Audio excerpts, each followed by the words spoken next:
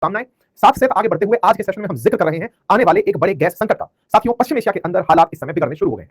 अब तक सब कुछ लग रहा था कि एक समय पर ईरान और अमेरिका के बीच में सहमति बनेगी और वो सहमति आने वाले समय में गैस और तेल की दिक्कतों को शायद खत्म कर देगी। लेकिन जिस तरह की रात को हमले हुए हैं, कल शाम से लेकर अब तक जिस तरह के हमले हुए हैं, उससे लग रहा है कि आने वाले समय में देश में और दुनिया में विशेष रूप से एलएनजी का संकट आ सकता है। ऐसा इसलिए कहा जा रहा है क्योंकि कल के दिन इजराइल के द्वारा ईरान पर हमला और ईरान के द्वारा बदले में कतर पर किए गए हमले ने लगभग स्थितियों को बिगाड़ दिया है। स्थितियां कुछ इस तरह की बिगड़ी हैं कि कई मुस्लिम देश एक साथ आकर ईरान के खिलाफ बयान दिए हैं, यूएन का रुख कर चुके हैं। ट्रंप इजराइल को डांट रहे हैं कि तुम्हें ये सब नहीं करना था, तुम्हें ईरान पर हमला नहीं करना था, तुम्हें इस पर्टिकुलर जगह जिसका हम जिक्र करेंगे वहां हमला नहीं करना था। और वहीं दूसरी ओर इजराइल अपनी तरफ से किसी प्रकार के तनाव से मुक्त होकर अपने आप को अचीवर काउंट कर रहा है। ऐसे में आज के सेशन में ये जो तस्वीरें हैं, इनसे उत्पन्न हुए माहौल की चर्चा की जाएगी। आपके सामने जो तस्वीरें हैं जो ब्लास्ट की दिखाई दे रही हैं, ये जो आग लगते हुए आप देख रहे हैं, ये कतर की एक रिफाइनरी पर हुए धमाके के निशान हैं। आप कहेंगे इससे पहले भी रिफाइनरियों पर हमले हुए हैं, बिल्कुल हुए हैं। ये जो रिफाइनरी दिखाई दे रही है जिस पर आपको हमला दिख रहा है, असल में ये रिफाइनरी गैस रिफाइनरी है और गैस रिफाइनरी पर ये हमले और लाइव जो ब्लास्ट आपको दिख रहा है, ये उस जगह पर है जो रिफाइनरी पूरी दुनिया की 20% अकेले एलएनजी की सप्लाई करती है। उस जगह पर इस हमले की तस्वीरें और उत्पन्न हुए माहौल को आप देख सकते हैं। ये रिफाइनरी कतर की है। कतर को ये पूरा पनिशमेंट अमेरिका का सहयोगी होने के कारण मिल रहा है क्योंकि कतर में सेंटकॉम का मुख्यालय है। ऐसे में मुस्लिम देशों का एकत्रित होना,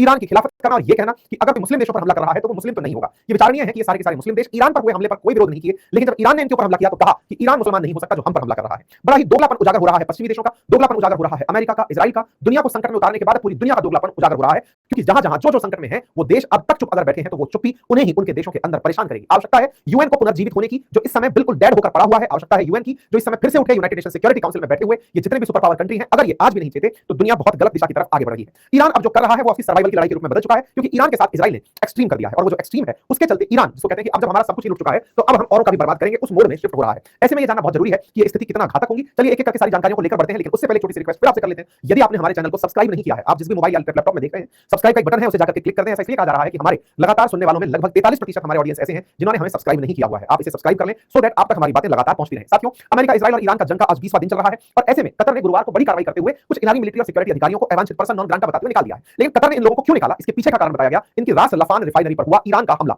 आपको याद होगा कल ही के दिन हमने इसी चैनल पर एक सेशन किया था जिसमें आपको बताया था कि खमनेई के बाद में सबसे ताकतवर व्यक्ति खत्म हो गया है। खत्म हुए थे लारिजानी। कल के सेशन में जिक्र था इनके मारे जाने का। ये जिक्र इसलिए था क्योंकि लारिजानी का मारा जाना, अली लारिजानी का मारा जाना ईरान के लिए बहुत बड़ा झटका था। लारिजानी और बसीत फोर्स के जो कमांडर थे, उन दोनों का एक साथ मारा जाना, टॉप इंटेलिजेंस ऑफिसर का इजरायली हमले में मारा जाना, ईरान को एकदम रिटेलिएशन में लिया। लारिजानी कौन थे इसका अंदाजा इससे लगा लीजिए कि इब्राहिम राइसी के साथ जिनकी सीट लगती हो, इसका मतलब समझ लीजिए कि खमनेई के जो खास लोग थे, राष्ट्रपति लेवल के जो व्यक्ति थे, लारिजानी वो मारे गए। लारिजानी के मारे जाने के बाद ईरान में सड़कों पर कितने लोग उतरे इससे आप अंदाजा लगा सकते हैं कि उनकी ईरान में लोकप्रियता क्या थी या फिर आज भी इनके समर्थन में कितने लोग हैं। और ये भी जान सकते हैं कि ये जो भीड़ उतर के सड़कों पर दिखाई दे रही है लारिजानी के जनाजे में उतरी भीड़ है जो बार-बार ये इन्फॉर्म कर रही है वर्ल्ड को कि जिसे आप मान रहे हैं कि जो सरकार यहां चल रही है, जो लीडर्स यहां पर हैं, उनका समर्थन नहीं है। ऐसा नहीं है। लारिजानी के जनाजे पर उतरी ये भीड़ जिसे इस बात का डर नहीं कि इजरायली हमला इनके ऊपर होगा या अमेरिकी हमला इन्हें होगा, और ये आकर के अपनी तरफ से इस जनाजे में शामिल हो रहे हैं। लारिजानी के मारे जाने के बाद में एकदम सख्त लहजे में ईरान रिटेलिएशन का अनाउंसमेंट करता है। इनकी तरफ से मुश्तबा खमनेई जो कि इस समय सुप्रीम लीडर है, उनका बयान आता है और वो पहले तो अपनी तरफ से सांत्वना देते हैं, अपनी तरफ से श्रद्धांजलि अर्पित करते हैं लारिजानी को, और उसके बाद में वो अपनी तरफ से बयान देते हैं और कहते हैं कि let the adversaries of Islam know that shedding the blood of such people at the foot of mighty tree of Islamic system will only make it stronger and surely every drop of blood has its due retribution that the criminal murder of these martyrs will soon have to pay। इनके इस बयान से ये कल स्पष्ट हो चुका था रात 10:30 बजे कि इस समय ये फैसला कर लिया गया है कि अगर आप लोग इस तरह हमारे लोगों को मारते चले गए तब इसका पे आप सबको करना पड़ेगा। ईरान ने कल रात 18 तारीख को ये इन्फॉर्म किया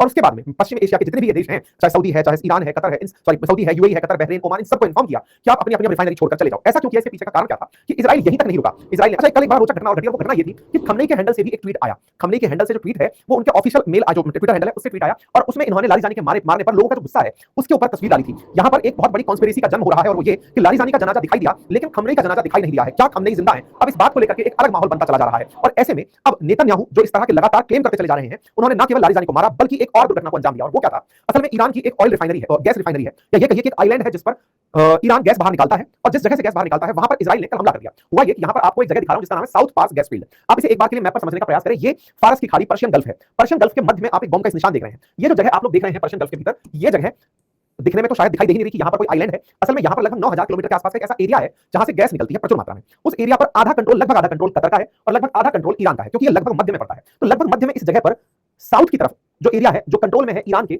उस जगह पर हमला हो जाता है। ये जो हमला होता है ये साउथ पास नामक जगह पर होता है। अगर आप इसे यहाँ पर नोटिस करें तो आप समझ पाएंगे कि इनका जो ये हमला है,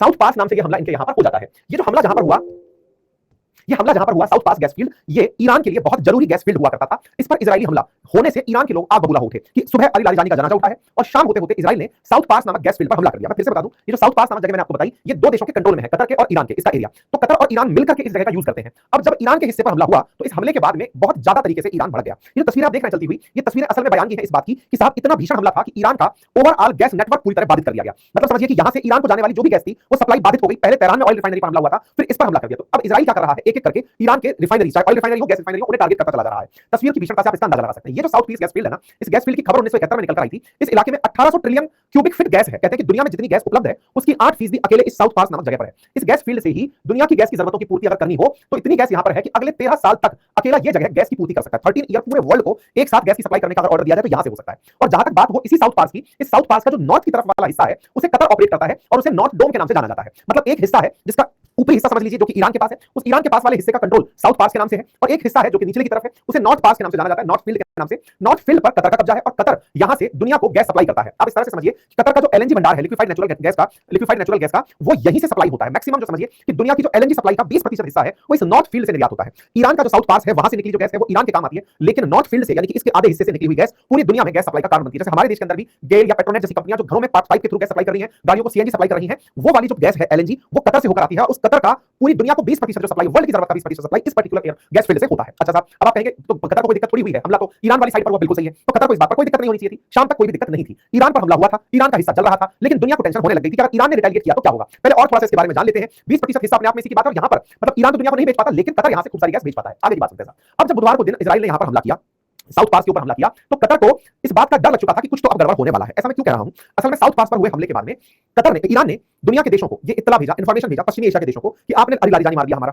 आपने हमारा सबसे बड़ा गैस फील्ड फोड़ दिया, अब दुनिया वालों सतर्क हो जाओ, अब हम आ रहे हैं। तो ईरान का जो ईरान रेवोल्यूशनरी गार्ड आईआरजीसी है, उस आईआरजीसी ने पश्चिम एशिया के इन सभी देशों को संदेश भिजवाया कि देखो हम तो हमला करने आ रहे हैं, लेकिन हो सके तो अपनी अपनी रिफाइनरीज को छोड़कर चले जाओ। और यही हुआ, यहां से ये लोग रिफाइनरीज को छोड़ करके निकलने का आदेश देते हैं और साउथ पास पर हमले के तुरंत बाद ईरान कतर पर हमला बोल देता है। और कतर के मेनलैंड पर देखिए बाकायदा राष्ट्रपति के द्वारा पहले इसका विरोध किया गया 11:30 बजे कि भाई देखो जो हमारे साथ हुआ है ये बहुत गलत है, और अगर आपको ये लगता है कि ऐसा करके आप हमें हरा देंगे तो ये गलतफहमी है, अब आप चीजों को अनकंट्रोलेबल बनाते जा रहे हैं। ईरान ने इसके बाद में रात होते होते लोगों को मैसेज भेज दिया कि भैया आप लोगों ने